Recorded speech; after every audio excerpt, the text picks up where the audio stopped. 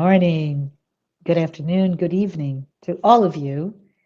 Thank you so much for joining the Spiritist Talk series promoted by the United States Spiritist Federation every Saturday morning at 11 a.m. Eastern Time. I am so very happy to be here today and host this talk by ANISIO RESEM, who will be leading our live with the theme Dealing with Psychic and Mediumistic Phenomena in Today's Secular World.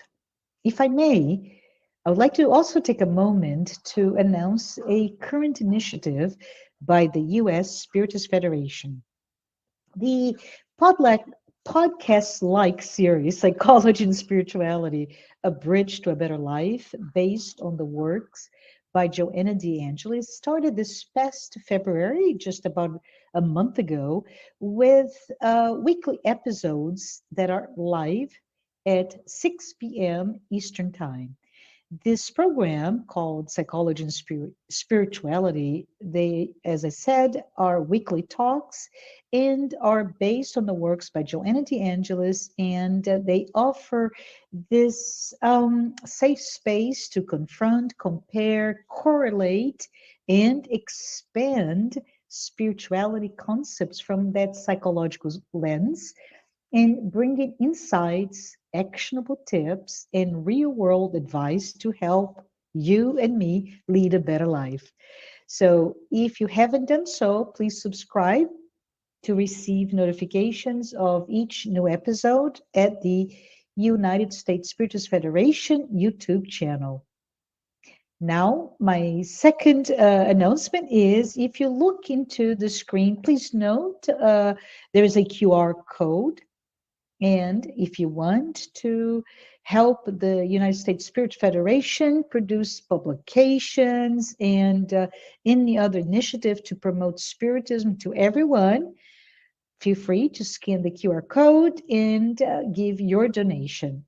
Now, back to Anisio.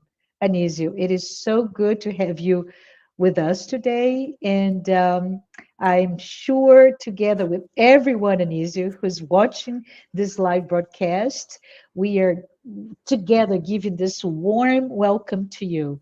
It is so, so good to have you here discuss a rather controversial topic, right? Dealing with psychic and mediumistic phenomena.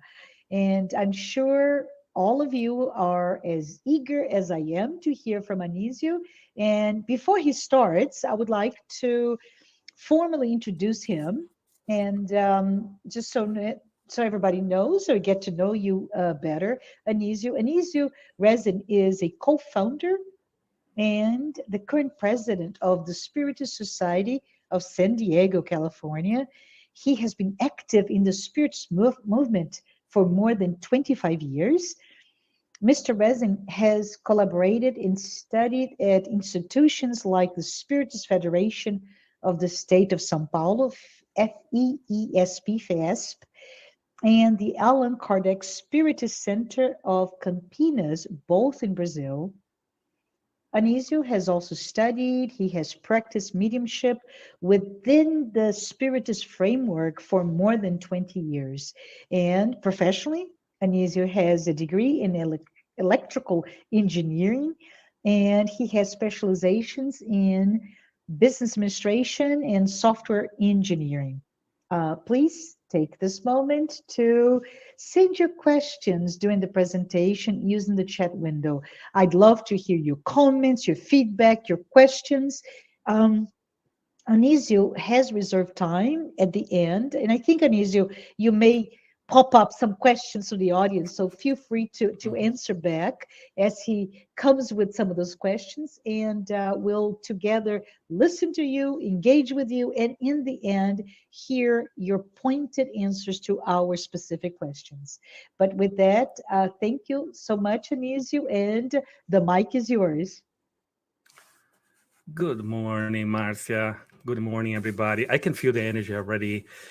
We are so blessed to be here, and we really vow to be of service. So we can have a discussion today that can help us deal with something that we are in the very early stages of understanding, right?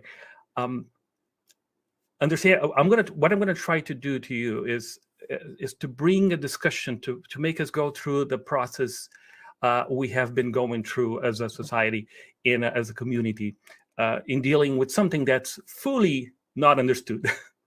So we are in the early stages of understanding mediumistic phenomena. In fact, if we can argue that that's not even considered right now as any sort of reality from science, and yet this is what we're dealing with. So take our conversation today as really as a small grain of invitation for us to talk and meditate and keep growing in this field. That's going to be I think this is going to be a field that's going to explode in the next centuries, in the centuries to come, right? But we have to deal with that right now. So think about what we see as a spiritist, and I assume that a proportion of the people that are here tonight watching this video at least consider the idea that we espouse that as human beings are not just the body, just the flesh. Human beings are much more than that. Human beings for us are spiritual beings. We believe that in essence, we are much more than the biological body. We believe we have something extracorporeal. We believe our minds are actually external to the body. And worst, we have lived before. We have had many experiences in the past. And chances are we're going to have many experiences in the future in the flesh.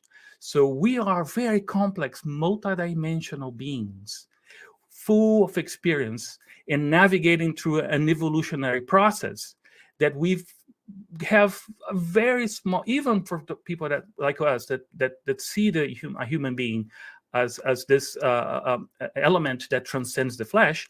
Even us, we have very little to see yet. We have a very narrow understanding of what it is, but it's leaps and bounds beyond the understanding of the flesh, right?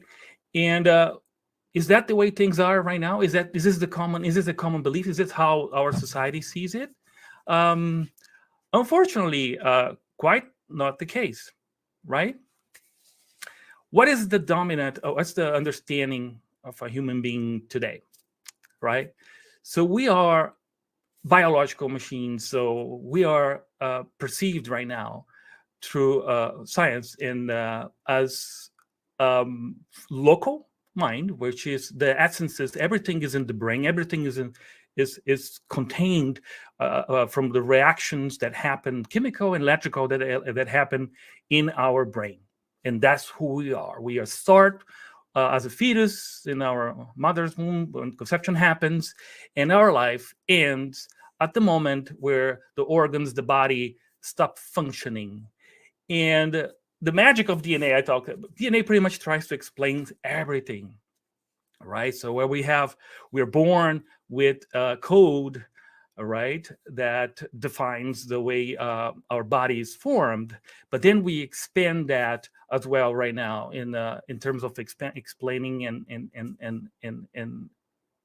discussing most of the mind-related phenomena as well, right?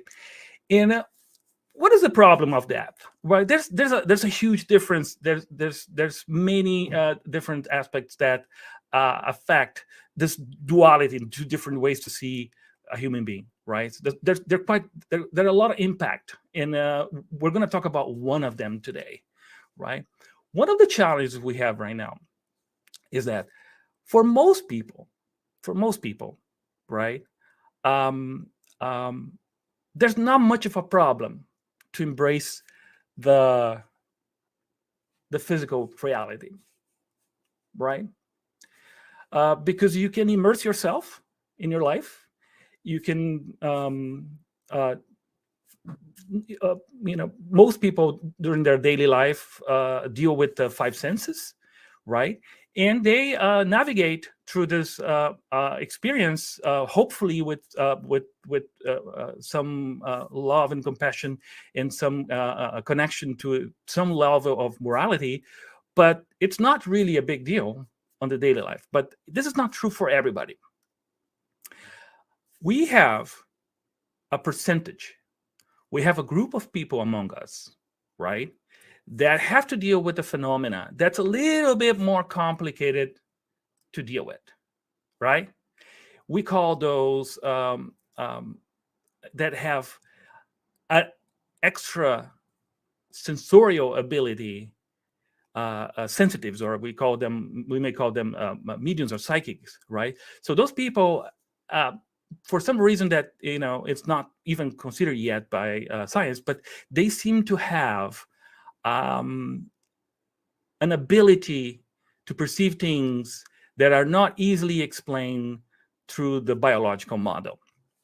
That's what it is, right? And we're living in this society right now. We're living in this amazing world, right? But for them, for those that are dealing with those circumstances, things might not be as rosy as we would expect, right? I just this is where we are right now in terms of this wonderful world we're living in. I just used an artificial intelligence bot to create this image, given the prompt that what are the challenges for humans to grow their spirituality in in today's world with technology and so on. And this image was created by the artificial intelligence, right? And I think it captures the interesting that we're in at this point of our society where we're starting to get this kind of help from machines, and I think it captures a little bit the anxiety that we might have to deal with. And how is it possible that with all this technology, with everything that has been given to us, with all we know right now, ready in a few more years maybe to have humans in Mars, science has not found yet the spirit? Why are we not there yet, right? And the answer to that is not that simple, but I think there's other speakers, other lectures that we talked a lot about the evidence, all the experiments and situations that lead towards that. But there's no conclusive yet. There's no written stone experiments right now that can lead to this. And if we look back in history, let's try to get a little bit of help from history and understand how other expansions of a human understanding happened in the past. And we're looking right now to a microscope. So this is a version of 1800 microscope. Understand that microscopes were invented at the end of the 1600s. Right around that, where the microscopes were invented and perfected by the end of 1600, 670, and then people discovered for the first time all the microorganisms that lived with us, all the bacteria that are now so important for our lives, right, and for life on Earth in general. Actually, life on Earth, probably a biological life on Earth, wouldn't have not existed were not for the microorganisms that actually perform so many tasks and are so vital to life as we know it from a biological perspective. Until 1600s, we didn't know that they existed. We have no idea about all the processes and everything. And even after we saw them, with the primitive microscopes, it took about 100 to 200 years until Pasteur started connecting the processes related to bacteria, like, for instance, fermentation, or even the connection with diseases, and that we know today, the creation of antibiotics and the control, and how much the microorganisms are important in terms of the biological health of all of us, right? So understand that what I'm trying to trace a parallel is that it takes time for science to develop that, and it took a device, right, that actually opened the door for a realm of knowledge, right? it's possible that maybe the understanding of spirituality will become more widespread as well once we have a device or a procedure that will start identifying the spiritual elements easily. We know from Spiritism that there's a description, there's a plentiful descriptions in the Spiritist literature about machines and devices that are used in the spiritual realm to enhance the same way we use X-ray and all the MRI and all the devices we have right now to see the biology. The physicians use to enhance the understanding of how the body is functioning.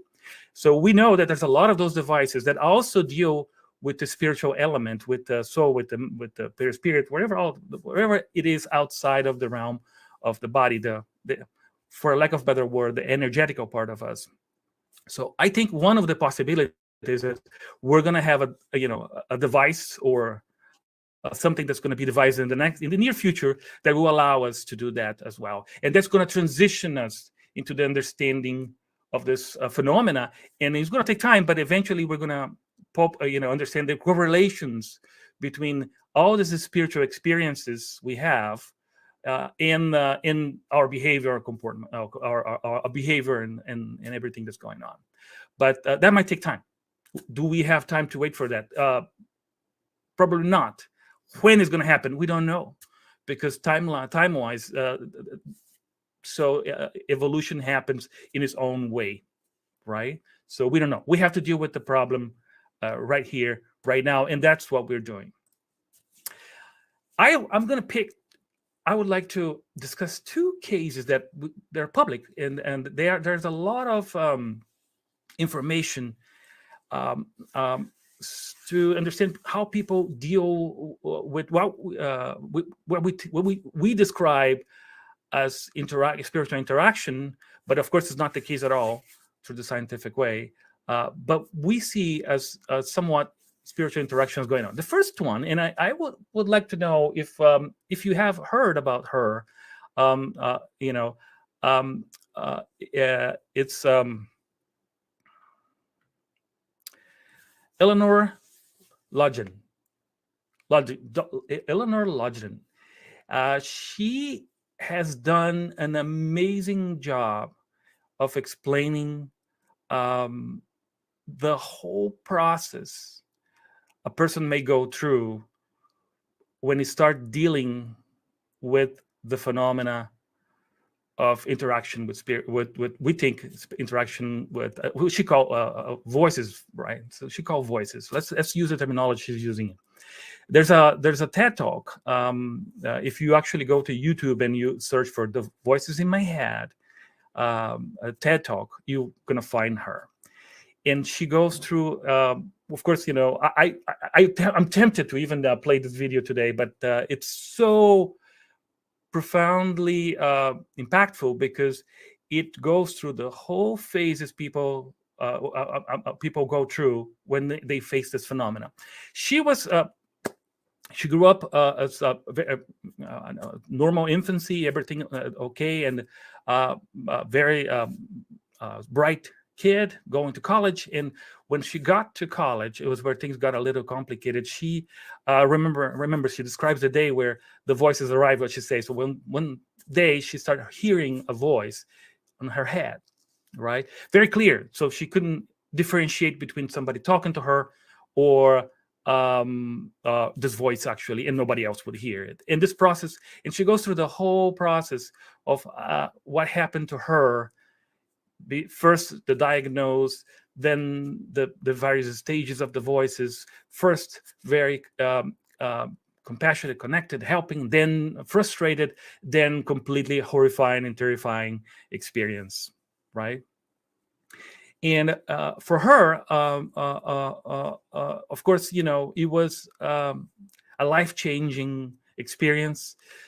And she found she's part now of the Hearing Voices movement, a global movement that tried to connect people with that same experience. By the way, she's not connected to spirituality at all.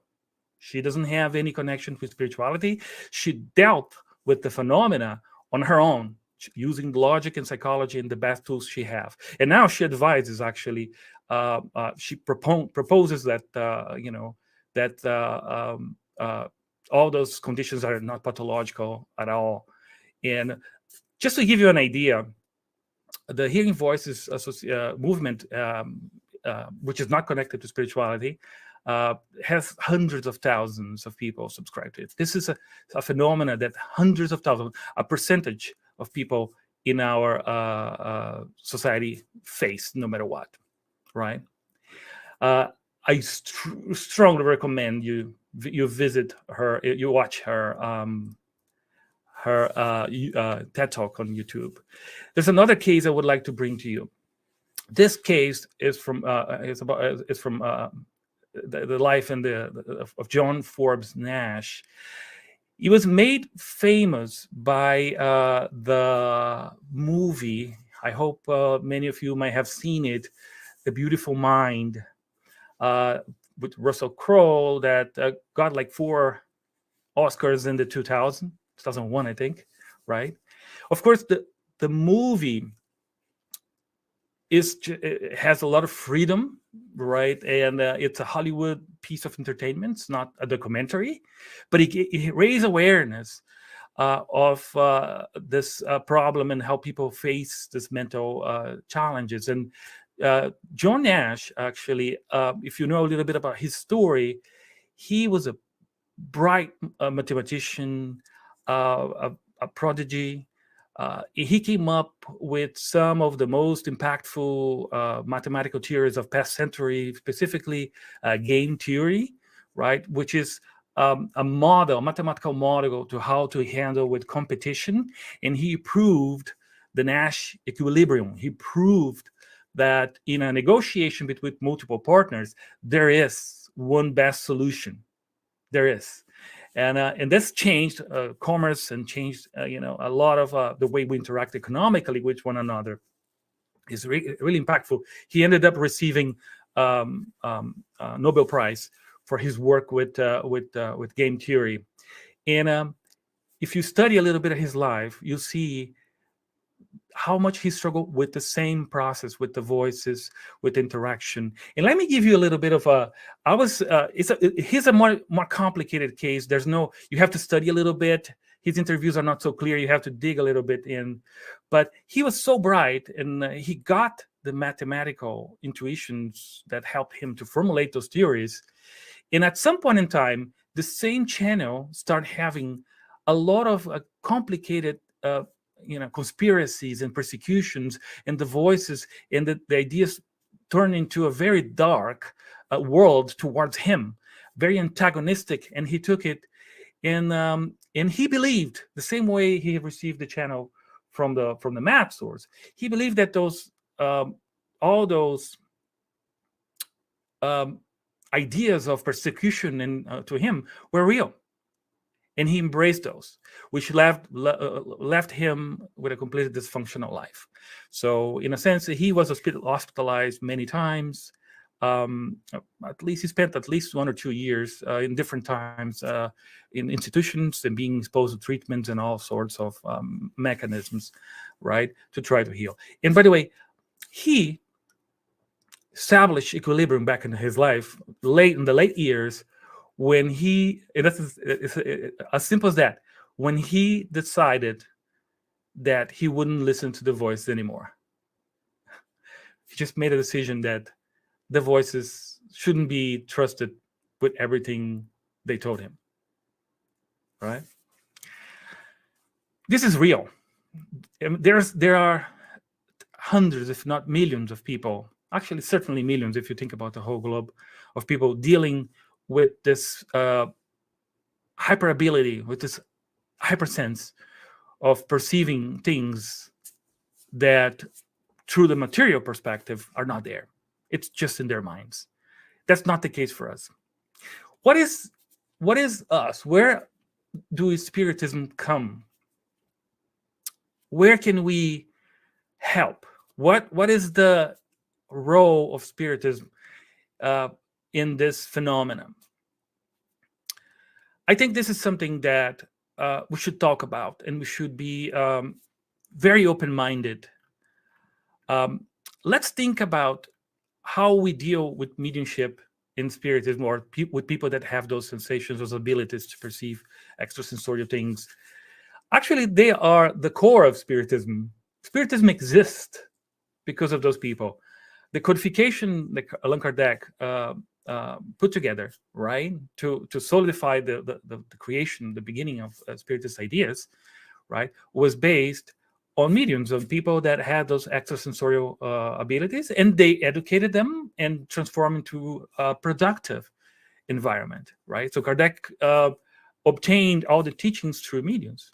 So all those people right now that are capable of those things and are not exposed to understanding of spirituality, they probably think it's a disease. For us, they're the core of our movement. You see the incredible dichotomy, the incredible chasm, abyss that there is between, first you might think you have a disease, and for us, actually, you have an ability that has the potential to transform your life and transform the life of many, right? In spiritism, we see mediumship as a blessed tool. We see this ability to perceive things outside of your mind as a blessed tool. And we do have, in the pillars of our education for mediumship, we do have an ideal medium, an ideal formation of a person that will do mediumistic. Our groups, and I assume most groups have mediumistic work. If not, so that's the recommended, right? That all groups develop or spend time and create mediumistic cells to develop the work and open the channels to spirituality in every single institution. That's the recommendation, right? And for our pillars to mediumship, in terms of what a spiritist medium is, we can think about this. It has to be someone that has a strong understanding of the spiritist teaching, has someone well educated in spiritism, right? In all the nuances of spirituality that we have from reading the codification and all the books that we have received so far. Like, has to be someone that is willing to help others, someone that's dedicated to the cause of improvement of all people, of all community, has to have a lot of discipline, and has to be someone very focused on its own on consistency and working towards self-improvement, selflessness, right? And that's what we call we use the exponents of our work is done by people that we call do mediumship with Jesus, a Christian mediumship, right? Where they continue the apostolate of love and compassion to humanity. But those are the great models we have in spiritism. We can talk about names. We can name names like Francisco Cândido Xavier and Divaldo Franco, Ivone Pereira. Those mediums that have a cell. But there's a huge, huge, huge gap between people that have the ability, people that have the physical body that can capture those expressions, those phenomena, and deal with them. They have to deal with them with no choice. And those exponents that manage to achieve balance, equilibrium, and make this ability a propelling force for good. You see the gap? Not everybody will have the ability to transform their experience into something super productive. But I think we, as people aware of spirituality, we have a role in helping to give support to people in all sorts of experience or all sort of levels they might be in that moment. What do I mean by that? A typical spiritist center, but I assume this is typical, but I might be exaggerating. But typically we have study groups for mediumship in our groups, right? And I don't know about you, but we're pretty strict because Mediumship, we know we have the responsibility and and we have those models, and we have all the, the risks and all the things involved with dealing with mediumship. So we tend to be pretty academic in terms of requiring studies, requiring a lot of preparation. So you endure, typically to become a spiritist medium, you might need years of study in a spiritist institution to achieve the understanding, the balance. And I'm afraid that's necessary. I'm afraid that is the case, right? Because to be functional medium, eventually you're going to be tested in all those requirements. But my question to you, and I think the question to us, is how do we support those in the middle ground? Those that have no choice other than dealing with the phenomena because it happens to them, but they are not ready or don't even want to become mediums. This is especially true in America. I think in Brazil, reality it's a little bit different. But what if someone is just not interested? Actually, in fact, people in most cases, just want to have their lives. They want to live their lives. They want to live away. In many cases, I heard the expression, how can I stop this? How can I make this go away? And we could say that, yes, no, those are choices we made before the incarnation and so on. And, if you have your body that's capable of having those perceptions, it's not an accident. It probably is part of your plan. Yeah, but that means nothing to someone that's not interested, right? That means nothing for someone that in that moment made no decision. In that moment, the person is just trying to have a life, right? I think it's important for us in Spiritism to create space to connect, to create specific reach out programs in our groups, in our communities, to help introduce this spiritual understanding, right? Make it available, even though those people might not, in any way, shape, or form, become mediums in our institutions. And how to do that, right? How to do that? By being aware of the potential for seriousness and being flexible in the way we work with people, right? I think we will have the Spiritist movement in the United States. It's fairly small, right? We still have a movement that's mostly driven by Brazilians, and it's compared to the scale we have, like for instance in Brazil, it's a tiny movement. The recipe on how we're going to interact with our community in the United States, it's still not defined. I think we have to be, and this is probably my major goal today, is to make us think, right?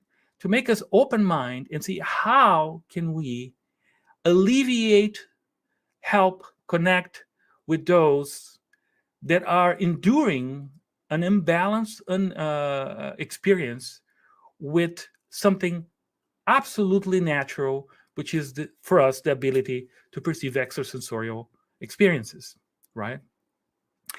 We don't have an answer for that yet, and this is something I think an opportunity we have to work on that and come through this in our groups, in our communities, in our societies, right? And especially if you're here today and you have those experiences, you're dealing with that. The first and most important thing is that everything is absolutely normal with you. That's the first thing. Everything is fine. Continue, if you are having any sort of treatment through medical help, continue that. Do exactly what they do, what they're recommending to you. We are an additional support on top of that, but we don't change in any way, shape, and form whatever physical treatment you might be going through. But mentally, what we are telling you is that you are absolutely normal, and you are just a barrier of an ability that is not yet fully understood in our society. If you search, if you talk to, especially with us, with Spiritists, if you come to our institutions and visit us, be upfront. You can be open. You are talking to crazy people, right? And this is one of the this is one of the fantastic things when I do the work in a Spiritist center. People tend to open to me and tell me their experiences with more freedom that they would tell other people, because I'm a Spiritist. I believe we don't. I don't believe.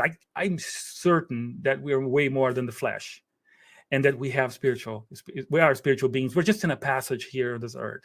So with that in mind, people didn't let go. So we are the craziest, quote unquote, right? So let go and be upfront about your experiences. Let us know, right? You know, be upfront with us, with the spirit, in the Spiritist movement. You can be open, right? But be prepared for a journey. If you have those abilities, it's a journey. It's not something that it's not a switch yet. Well, maybe one day in the future, when we fully understand mediumship and we have machines, when we have devices, in, I don't know, a century, 2 centuries from now, you might be able to have a plastic surgery, I don't know, and remove your mediumship. I don't know. Maybe it will happen. Probably. This is my wild guess.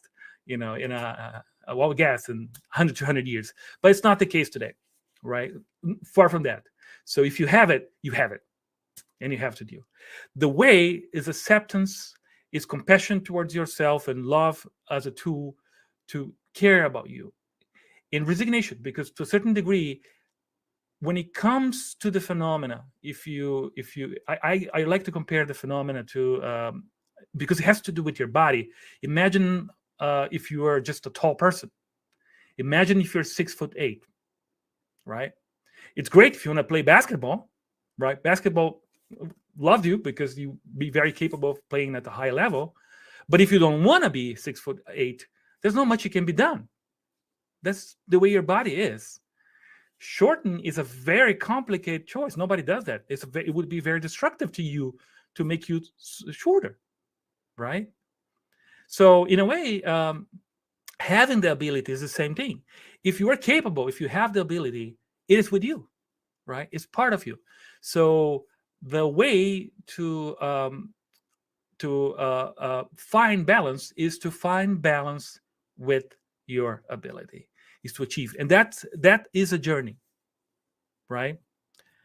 That is a journey that we have to do. On both cases, actually, I mentioned today, and that's why Eleanor is the same thing, especially Eleanor. She also made peace with the voices to have a functional life. Although without any spirituality, without the use of the resources we have, she made peace, and she decided to be compassionate with the voices, and then she had a balance. She was able to achieve a somewhat balanced life, although, of course, this is something that's not easy at all, right? I'm going to share one more thing before we move on. One of the one example, for instance, that I think we should do a better job in. I did a few weeks ago. We have our study groups that are more academic in a sense that they study the whole Spirits book before they actually switch to the Medium's book later on, maybe in a 2-year process, right? But we did the praying the practical exercise with praying. One day we reserve a day of the study, which we stop the book and we do a study on praying. And we focus on chapter 28 and 27 and 28 of the Gospel according to Spiritism. And we emphasize the importance of praying when it comes to the thoughts in your mind.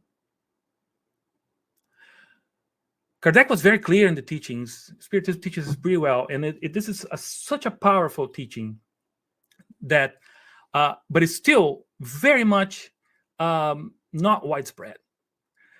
Prayer, the religious prayer, has nothing to do with religion.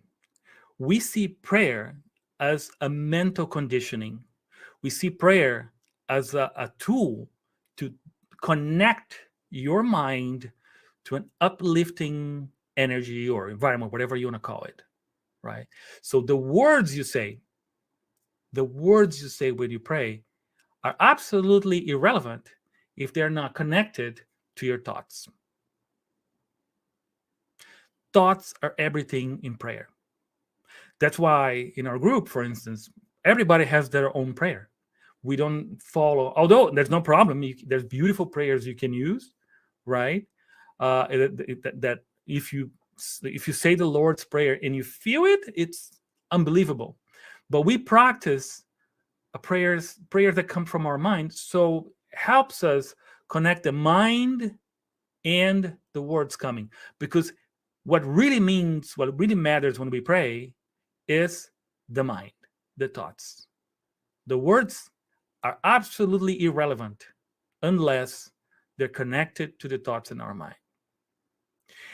That simple exercise, right, of practicing in a sanitized environment inside a Spiritist center, where we prepare the environment and we have the potential for people to feel and experience a moment of healing, that it's extremely powerful, right? And sometimes it has to be a little bit more guided than we have in our typical meetings, right? Because when we do an open public meeting, that might not be as powerful as an experience, right?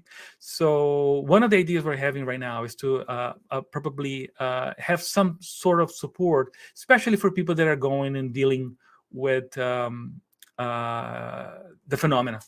People that are, dealing with mediumistic phenomena. It's still in the early days, right? And you know how I'm going to say something that's fairly dramatic, but I saw it. So one of the times we were doing this this experiment, this training with our group in the early days of a spiritist, with a study group, right? We have the prayer going on. We're about to do the prayer. And when one of the students that was struggling with her abilities, right, came to the meeting, before she actually walked in, she felt a very strong, like a punch to her stomach, right? And when a very disgruntling experience, right? And she came in, and eventually she didn't feel well. She had to leave. She couldn't stay for the praying exercise. That's how complicated it could be to deal with this environment of spirits all around us when we are not even aware of them. It takes a lot of patience. It takes a lot of compassion and learning the techniques to navigate with our minds this mindful life that we live, right? Just to close, we think common wisdom right now counts as we have around 8 billion people on Earth incarnate, right? And that creates a lot of challenges, population-wise and socially-wise, food and all the things, all the shelters, all the problems we have, health, right? But that's what science, and that's what we understand. But unfortunately, there's probably 2 to 3 additional beings for each incarnated that form the population of Earth. The population of Earth is probably between 20 and 30 billion spirits, right? That are here sharing the same ecosystem. They are part of who we are. And science has not even achieved that understanding yet, but we know. But if we know, let's put this knowledge to good use. Let's see the spiritual life, not just in the future when we pass, because that's unavoidable, but let's see the spiritual life now, because we are living a spiritual life today. For some people, they can avoid it, dealing with it, because their bodies allow it. Others have to deal with that all the time. But nonetheless, every single one of us is a spiritual being every single day of our life. And spirituality, right here, right now, is playing a role in our life. Either we are aware of it or not.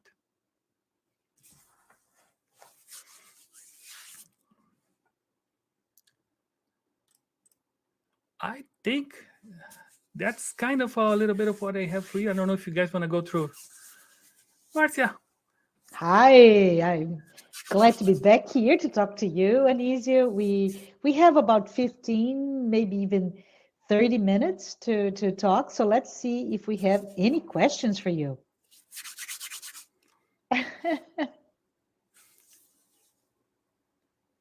The first one, it says, Anisio, as you mentioned, that many believe that the essence of human aspects are constrained to the limit of the brain.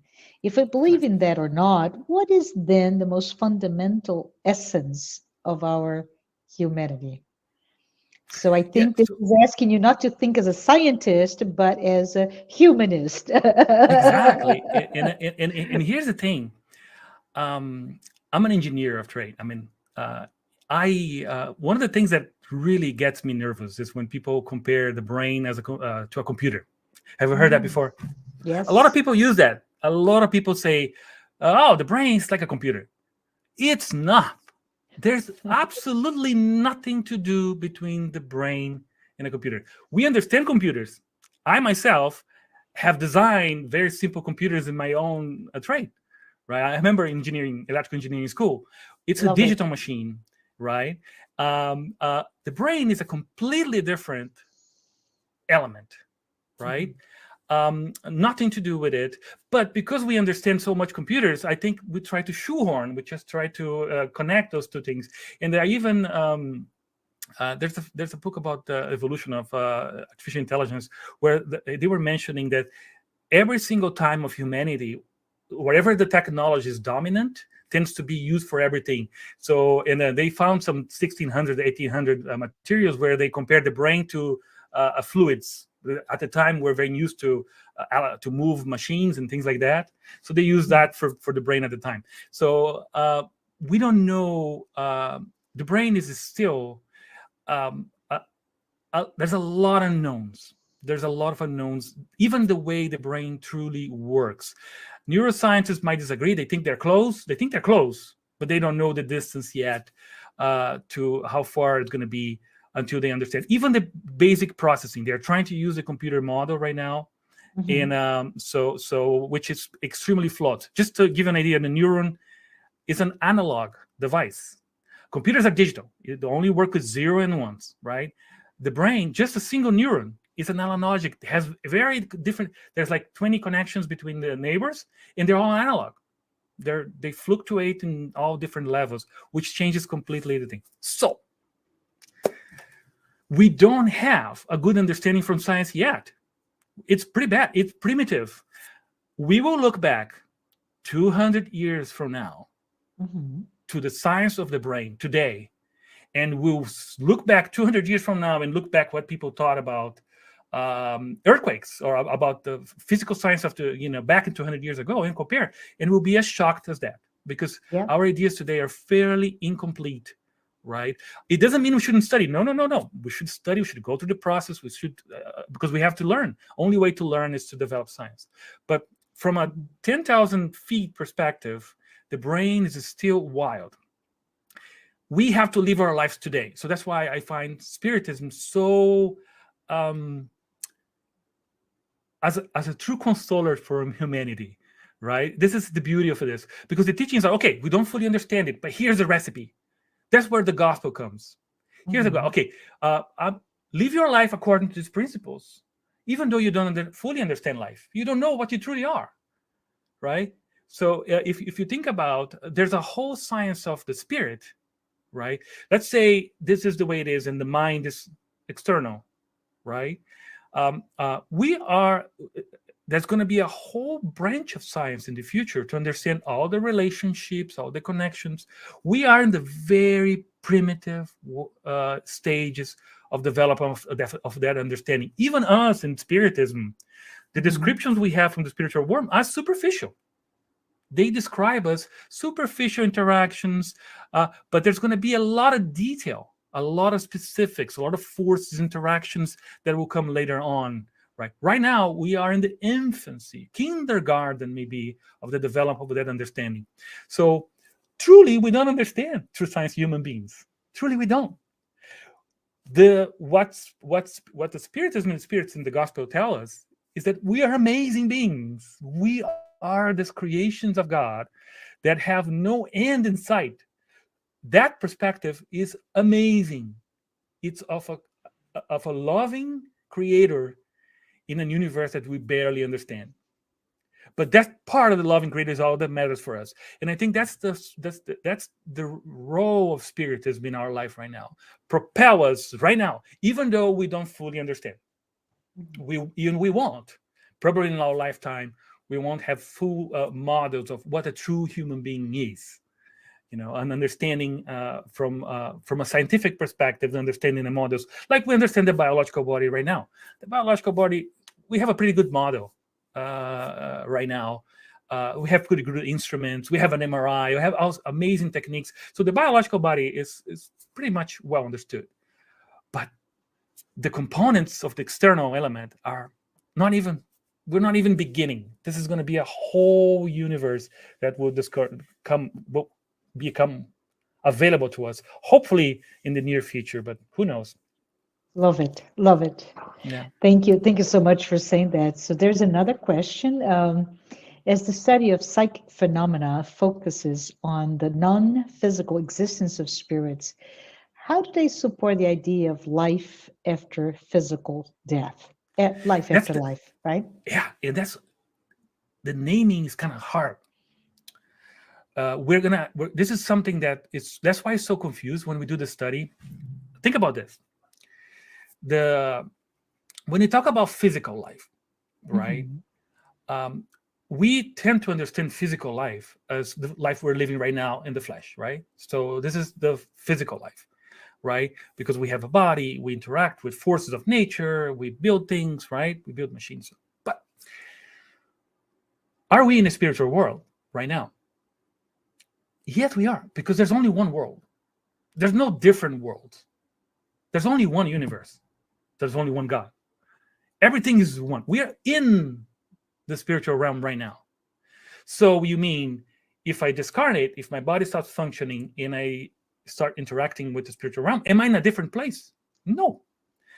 Physical reality continues. Like, for instance, the laws of physics that we have right here, right now, affect us as when we are free from our body? Yes, they do. The physical laws are going to be the same. So the physical reality also happen in the other side, because the universe is only one, right? And that's what we have to struggle with the naming conventions, right? Mm-hmm. Like, for instance, we are studying right now in our Mediumistic group is just revisiting The Messengers, the book from the second book from the series, Andrea Lewis, right?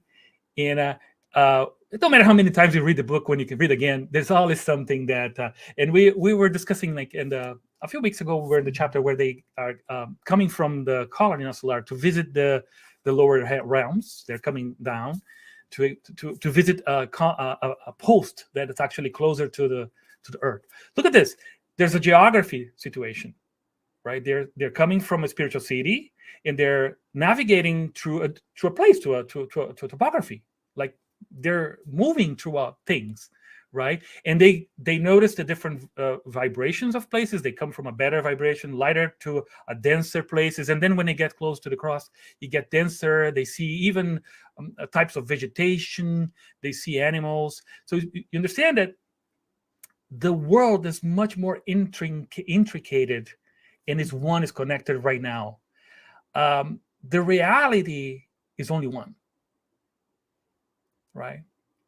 So we will still be in the physical world when we discarnate, because there's only one world. The major difference between us, the moment I'm incarnated right now, and the moment I discarnate, is sensorial. Because right now, we are bound to experience life through our five senses. And many people manage that, but the people people that have actually the sixth sense, they have no choice. They have to deal with that. But many people just deal with their life using the five senses, right? Physical senses, and they train their brain to that. So you're all bound to that, right? When you discarnate, when you lose your body, you have no choice because those five senses goes away. Then you're forced to develop your spiritual, the sixth sense, the channel that actually is calling the sixth sense just a natural sensorial system that our spirits have. But you don't need to wait for that. You can do that now. We can do that now. Many of our like great mediums do that naturally. Chico Xavier, Valdo Franco, they develop that sense right now. But the sensorial experience is going to be the greatest difference, right? And if you are not prepared, it can be quite a shock, because the sensorial, they say it's night and day. And for people that actually have spiritual experiences, they can second that the experience of the of seeing from a spiritual perspective, it's much richer, it's completely different, and that's night and day, right? But still, you are experiencing a physical life, right? And that is a challenge for us, but it's a challenge for us to equate those things, right? And the most important thing of all for us is that the mind is the same, right? The mind is the same. We're going to be us, right? And I think that just that knowledge that we bring to the table, that your mind is truly who you are, right? That awareness probably is the most helpful piece of knowledge, even if you don't believe in anything of this, right? Even if you are like totally physical is all there is. This is all, whatever. Just be mindful that your mind is what it is. And if that moment comes to you, just be aware of that. Your mind is who you truly are. Yeah, absolutely. It's really interesting for us to ponder on those concepts, right? Yeah. Regardless what you want, you will have to deal with your so-called sixth sense upon the corporeal death, the physical death, and that your mind stays the same because it's not located in the brain, but in your body, right? Exactly. And even the funny thing, but of course for us it's difficult, but the sixth sense we call it's truly who we truly are. It's the real one, right? Yes. It's the one we never lose. Right, but it's so far from us, especially us incarnated right now. So it's kind of that's a very good point, right? It's so far away that we no, it's far from me. It's so almost taboo concept. I'll worry about that later. Yes. All right, let's look for another questions, and we have: was mediumship a creation of spiritism? That's an awesome question. And what is the difference between psychic and mediumistic phenomena? Yeah, those are actually pretty good questions. Yes, thank you. But very different, very different. Let's do the first one. Isn't it amazing? Sometimes because Spiritism talks so much about mediumship, right? We think we own it.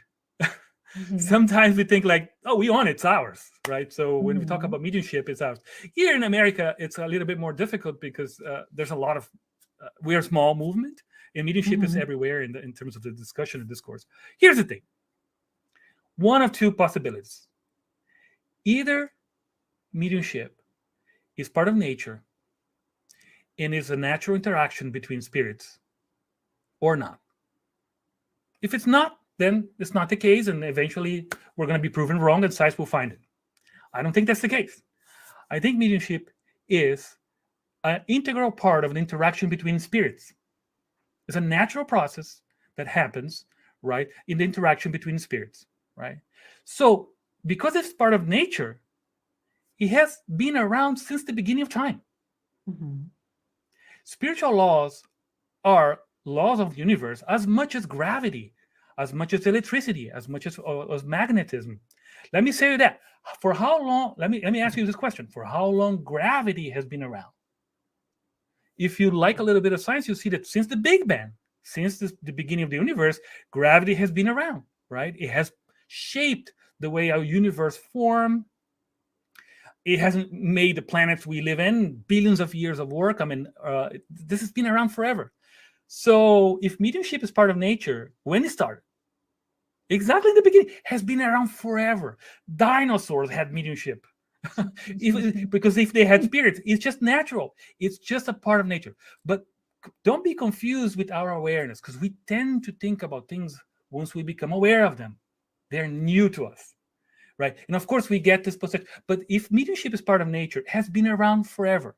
Once we fully understand, once science, because right now we are in a very early stages, and there's a lot of mysticism, a lot of because it's something that's there, but it's not fully understood. There's a lot of problems in understanding it. But eventually, we're going to have laws of physics, those ugly things like math, F equal MC, all those things. They're going to be equations to guide the way mediumship work, because there's going to be a magnetic interaction between blah, blah, blah. Eventually, this is going to be down to death, right? Because it's no difference than gravity. We're going to have, hopefully, Newton did this for us in gravity, right? When he came up and understood and explained the relationships. There's going to be someone else.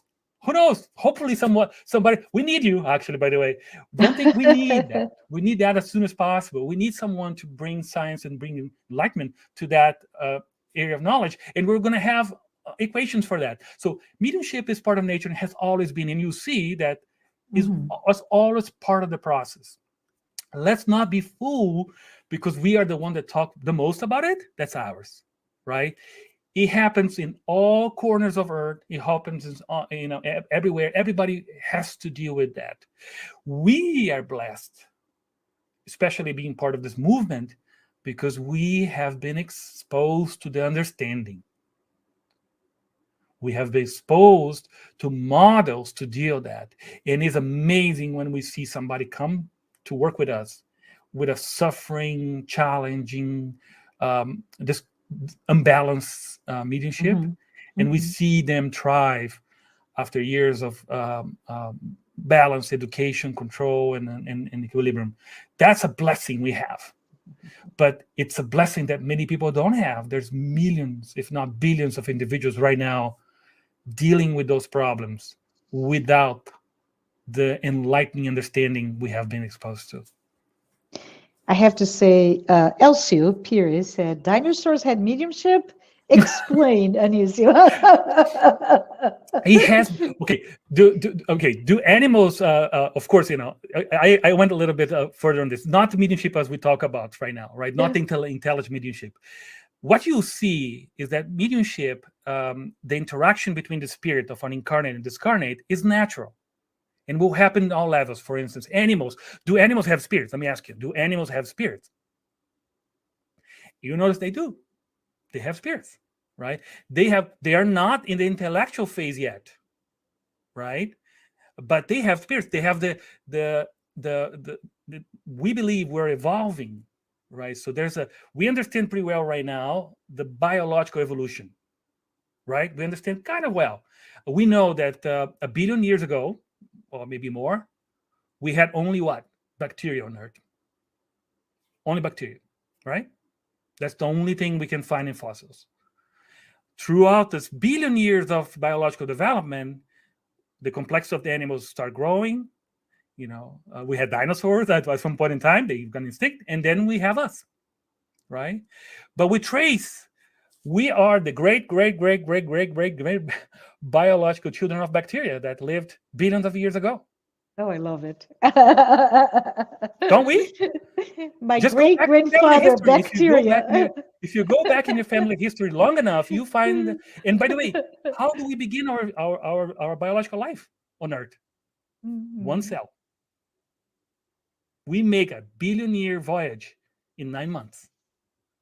Right? Beautiful. We're all connected, right? Yeah. So those spiritual laws we don't fully understand. Of course, I'm talking about something we don't fully understand. That's why it may sound weird to talk about mediumship in that. It's not. This is just but the spiritual laws that we have today, once we fully understand them, we don't. We're still in the very early stages. Once we fully understand them, they are part of nature and they have been around forever. The same thing. We understand gravity right now, don't we? We understand that matter attracts matter, and because our planet is super dense, attracts us to the surface. Let me ask you, did the dinosaurs deal with gravity? Yes, they did, because gravity was available over there for them. That's what helped them stay on the ground. The same way it does us, right? Once we understand mediumship fully, Not now. We don't understand it. We are still ignorant about the processes and the laws, the magnetism laws that actually will roll this thing. But once we understand them fully, we'll look back in time and you see that this was present since the beginning of the universe. Apparently, our creator was of infinite wisdom and created the universe with all these laws already for us. So the universe has been designed out of love for us already, long time ago. Beautiful, beautiful. Let's see if we have another question. We have a few more minutes. And hi, Yasko. Yasko Arcava said, hi, Anisio. How do you think the ones with diagnosed mental disorder like schizophrenia will be helped with these hearing voice groups, as you say, are spread in great number around the world? I think one of the community aspect. Again, so they don't do they don't use, I think, as much spirituality. They are not necessarily connected to any spiritual teaching or any religious or divine. But if you think about just the community aspect of putting together people that are facing the same problem, just that has a value already, right? Because they connect the individuals in a. And I was if you study, I don't know how many you have heard about her, Eleanor Ludgen. I don't know how Eleanor Ludgen. I'm not sure. I'm probably butchering her last name, but I don't know how many people have seen her. Her TED Talk has 2 million views, but on YouTube. But I don't know how many of us in our community has heard about her. What I find fascinating about her in her whole journey, right, is that despite all the suffering, the conclusion she reached is the same we do. We in Spiritism conclude the interaction with spirits should be compassionate, should be loving and warming. So we should have this manifestation of love and compassion to all beings, right? She reached the same conclusion to her voices, in a sense that she found some level of balance in her life when she decided to be compassionate to the voice and accept them the way they are. You see that she followed a completely different path, right? But the destination is sort of very similar. Of course, we can potentialize mediumship to the extreme productive because we have the understanding of the external mind and interaction with other beings. She cannot go there, but she can find the balance. She found the balance to the process. And that per se, to me, although it's like much more difficult, it's like, think about, I took my kids to a Japanese restaurant a few days ago, and my little one was trying to eat with sticks, and he was struggling with it. And eventually, he got a fork and transitioned to that. And here's the thing: there's many different ways to do the same thing. But for someone familiar with sticks, it's much easier. There's many paths. We in Spiritism, we have the freeway. God gave us the freeway. We have a freeway. There's no blocks. We have a highway freeway with no traffic lights, direct. We are the problem, only us. Not the environment. We're given everything, right? Nice. Most people don't have freeway. They barely have, a winding path between the bushes and forests and thorns that they have to go through. We have the freeway. Spiritism is the freeway. Yeah, they need a machete, right? They need a machete. They need to turn down stuff to go through. We have the freeway. Yeah, awesome. Let's use it. Awesome. Yeah, thank you, Anisio. This is very insightful. Let's see if we have another question. From a spiritist view, how to understand the expanding limits of human knowledge, especially regarding psychic and mediumistic phenomena. When will we get there? And I think you mentioned that before, right? Yeah, I think we didn't answer the question about psychic and mediumistic as well. We let's didn't. okay, I don't yeah, think so. Let's go back there. Yes. Yeah, Thank you. let's keep that. The proposition I think is more like this. I'm not sure if this is a full agreement, but let's give you one answer for that. Don't take it as the only one, right? Psychic phenomena, usually we tend to think about people that are able to control the experience themselves. So it's still connected to the sensorial, to the sixth sense. But for instance, let's say there's a lot of people that do remote viewing. I don't know if you're familiar with the remote viewing movement, right? There's a big movement in America. Well, big. Compared to us, big, but there's a lot of groups. Yeah. So if you Google remote viewing, you're gonna find a lot of groups, people that get together. And what are they working on? They're working in out-of-body experience. They try to develop techniques, right, to propel this out-of-body experiences where they can go and see things. I think the way they call it is remote viewing. That's it. They don't do anything else. They don't talk about anything else, right? It's solely focused on the experience, not necessarily a religious experience, not necessarily connected to anything else. In a way, if you train yourself, and this happens in our spiritist work, it happens naturally. Throughout the years, I've seen many people that this happened without anything. We had a student in one of the groups that he would sit down to meditate and boom, levitate. He would see the room. He would naturally get out of his body anytime he meditated, right? He got scared a few times and stopped doing it a little bit. But here you go. It's a natural phenomena that happens. We don't focus on it. In Spiritism, we don't necessarily talk about it, but it happens naturally. It's a natural human ability. So when you do it yourself, when you are the spirit involved, it's kind of a psychic ability. You're doing it, you control. Mediumistic is interactive. So mediumistic, there's another mind, there's another spirit, there's another intelligence interacting with you and making it happen, right? Sometimes is the definition. It's hard to know if you're having a psychic or a mediumistic ability sometimes, because in many circumstances the mentors propel you, the mentors take you, right? And you don't know. You're being carried. You just don't know. Right? But the definition would be more like that. A psychic ability, that ability that you have independent of other spirits, right? You could do. And many spirits, many people have that ability. We can talk about the greatest of all, Jesus, right? But there's more the stories. There's Barçanufo. What's the name of that medium in Brazil? Eurico Barçanufo. I think there's fantastic stories about him. There's a story of him being in a classroom, putting the students to work and going to some sort of sleepy meditation and do some work in a remote place. So those experiences are more related to the psychic ability. So in a sense that it could have been, we don't know for sure, but when you do yourself. Mediumistic, fundamentally, there is an interaction. There's another spirit working with you. You are the instrument. You're being connected. So that's kind of, but they're very related.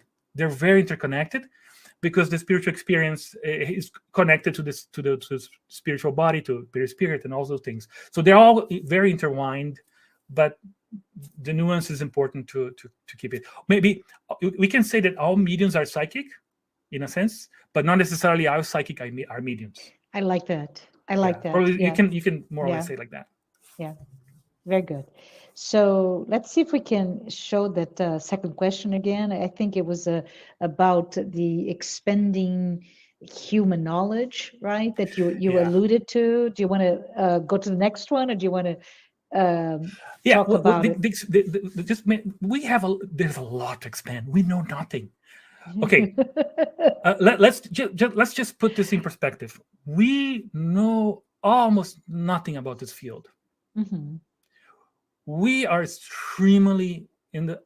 I don't want to be mean to myself and to all of us, but we are in the very early stage of understanding. Don't think we understand mediumship. Mm-hmm. Mediumship is going to be something that the only way you can understand truly right now is in the other side, is in the studies. You see that how much study is going to be happening the other side, but on the flash right now we have very little to no understanding. We are in the very primitive ways of understanding. Think about computers, right? Think all you know about computers. Now go back 500 years ago. And when people were doing computers with calculators with sticks, that's where we are in mediumship. We are working with sticks, right? This is a field that's going to expand tremendously. We are primitive. We are super, barely primitive in our understanding of mediumship. I might be wrong, but that's my understanding. I think we know the person that knows the most of the flesh right now knows very little. It's a knowledge that's not yet that has not yet come to the flesh yet, but I hope it's going to come soon. But depends on science doing work. I mean, right now, science is running from spirituality like insane, so they're not putting a lot of effort in. There's a lot of preconceived ideas against spirituality in science. Yeah. I think there's a lot of other lectures. I think Sonia Doyle did a very awesome lecture a few weeks ago.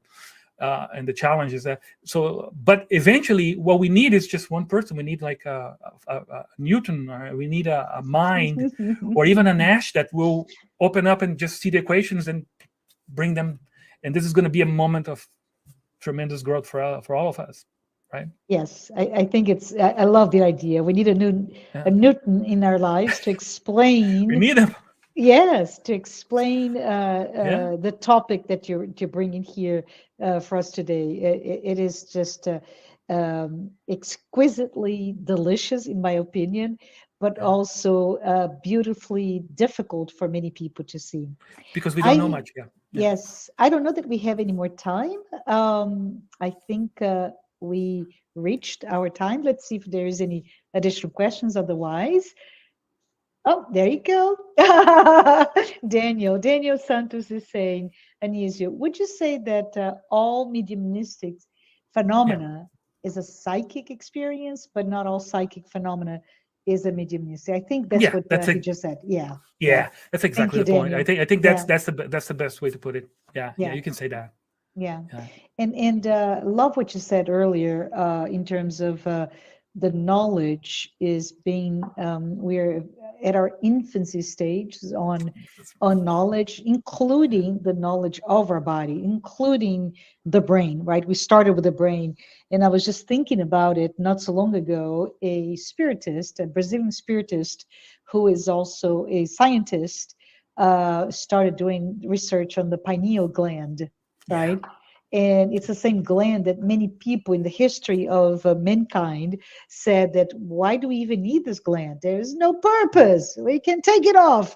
And it's like, no. There's a direct correlation between that organic body and mediumistic capabilities. So I think, as you said, Anisio, there's so much for us to keep at it. There's so much for us to understand. But I want to say, if we don't have any time for any questions, Anisio, would you be so kind to say a prayer before we say goodbye today? Thank you. Absolutely. Let's say a few words. Mother, Father God, Divine Creator, please embrace all of us, the living beings of Earth, in our journey to embrace and open our hearts and minds to your love, to your compassion. Let's be grateful for the opportunity we have to be in this planet, to be in this home that received us with so much love and compassion. Let us be mindful of all the blessings that come to us every day. Let's be aware of all the things that have to work so our lives manifest. And let's bring from the bottom of our hearts all the gratitude we can muster. Mother, Father God, thank you very much. Master Jesus, the model, the example, the humble one. Thank you for welcoming us with open arms. And with that in mind, we humbly ask permission to our mentors and guides to close our work this morning. Thank you, thank you, thank you very much. Thank you. Thank you, Anisio. I want to thank everyone who has been with us watching today's talk. And those of you who have also been following this weekly program, the Spirit Talk series, please note that next Saturday, March 18th at 11 a.m. Eastern Time, don't miss our next live when we have Peter Hayes discussing self-discovery and inner search. He will be reflecting on why searching inward matters. And his talk is based on the book by the same name by spiritual author Joanna De Angelis in collaboration with Divaldo Pereira Franco. Thank you so much for all of you who have been here, and we'll see you next week.